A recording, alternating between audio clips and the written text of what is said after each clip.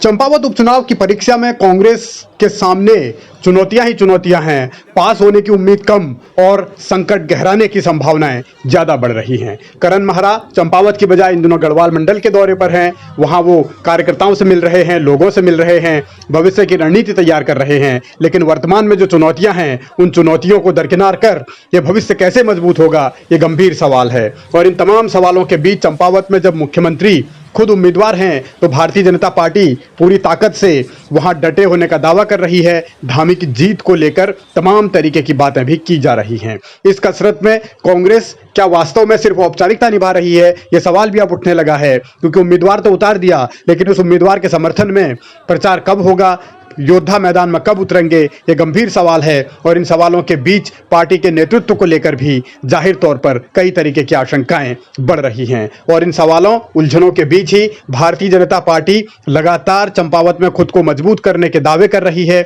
और इसके लिए कमान सौंपी गई है वहां के निवर्तमान विधायक जो इस्तीफा दे चुके हैं कैलाश गहतोड़ी को। और गहतोड़ी इसी कोशिश में डटे हैं कि किसी तरीके से मुख्यमंत्री पुष्कर धामी को वहां से भारी बहुमत से जिताया जाए। और इस जीत के लिए अब कांग्रेस के खेमे में सेंधमारी का खेल भी लगातार चल रहा है।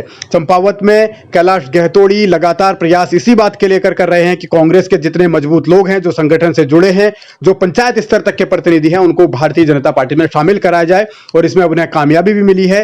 चंपावत के ब्लॉक प्रमुख, ज्येष्ठ प्रमुख, कनिष्ठ प्रमुख, नगर पालिका अध्यक्ष, क्षेत्र पंचायत सदस्य, जिला पंचायत सदस्य भी अब कांग्रेस छोड़कर भारतीय जनता पार्टी का हिस्सा बन चुके हैं। यानी कैलाश गहतोड़ी वहां लगातार इस तरीके की राजनीति कर रहे हैं जिससे कांग्रेस और कमजोर हो जाए। तो उसमें अगर संगठन स्तर पर कांग्रेस में सेंधमारी हो रही है या कांग्रेस के जो चुने हुए जनप्रतिनिधि हैं वो भी भारतीय जनता पार्टी की तरफ रुख कर रहे हैं, तो इससे अंदाजा लगाया जा सकता है कि कांग्रेस की कमजोर रणनीति आगे और ज्यादा कमजोर होगी। और फिलहाल बीजेपी इस दावे को लेकर चल रही है कि पुष्कर धामी वहां से बहुत बड़े अंतर से जीतेंगे। लेकिन करण महरा के लिए अगर ये परीक्षा की घड़ी है तो क्या करण महरा को इस वक्त चंपावत में डटकर नहीं रहना चाहिए? नतीजा चाहे जो भी हो, क्या लड़ाई लड़ने के लिए उन्हें खुद मैदान में नहीं उतरना चाहिए? बतौर प्रदेश अध्यक्ष ये उनका पहला चुनाव है और इस चुनाव में अगर वो मजबूत रणनीति के साथ लड़ते तो क्या उनकी ताकत नहीं बढ़ती? फिलहाल कांग्रेस की अपनी रणनीति है, अपनी समझ है, अपनी सोच है, लेकिन भारतीय जनता पार्टी के नेता मंदिर मंदिर भी जा रहे हैं,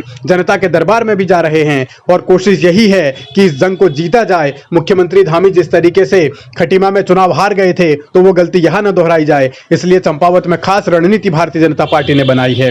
लेकिन सवाल यही है कि क्या पुष्कर धामी के खिलाफ कांग्रेस वास्तव में वॉक ओवर देने की स्थिति में आ गई है? क्या कांग्रेस नहीं चाहती कि वहां किसी तरीके का मुकाबला हो? और संगठनात्मक स्तर पर अगर कांग्रेस इतनी कमजोर रणनीति बना रही है तो जाहिर है कि आने वाले वक्त में संकट और भी गहराएगा। और पुष्कर धामी जिस तरीके से फिलहाल जीत की उम्मीद में है, तो जीत मिले या न मिले ये 3 जून को पता चलेगा। लेकिन उससे पहले अगर कांग्रेस की रणनीति को समझते हैं तो ये माना जा सकता है कि संभवतः कांग्रेस सरेंडर की स्थिति में है और भारतीय जनता पार्टी अब अलग अलग तरीकों से इस जीत को आगे बढ़ने के लिए और मजबूती से काम करने लगी है।